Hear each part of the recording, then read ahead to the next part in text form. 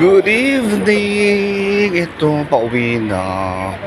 9:20 na ng gabi. Kakaluka. Ay, naku, Ate Ana, pagod na pagod ako. Tita Renz, Mami. Ito, pauwi pa lang. Naglalakad pa. Mas may 20 na. Grabe. Traffic. Hindi ko alam ba't nag-traffic. Gabi na i-traffic pa rin eh.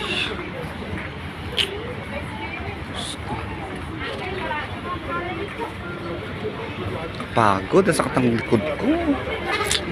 Ang balakang ko, ang sakit. Sobrang tayo, tsaka yung paa ko. Mamaya may ano naman ang aking higaan. Yung kulay green na naman. Amoy na naman yung kulay green. Dahil magpapahid na naman ako bago matulog. Grabe. Bukas na ako bibili ng ulam. Bumili ako ng Spanish sardines sa West Zone. Kasi nung gusto ako natin sa bahay. Tamad na eh.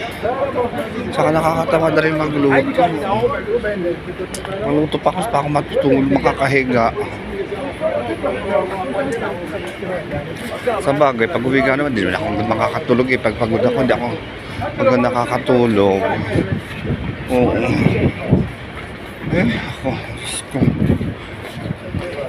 Buhay OFW. Grabe. Di bale, magbabakasyon na ako. Ay, naku. Pahinga naman muna.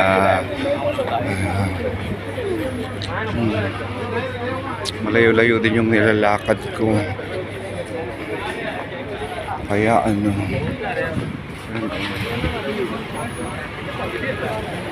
malayo-layo.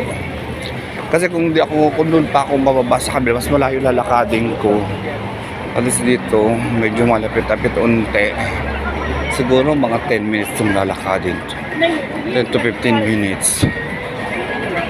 Ay, ako. Tataka naman ako sa mga tao doon ay magsitulog eh.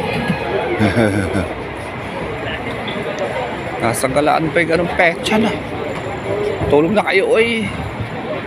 Bayan. Sige na.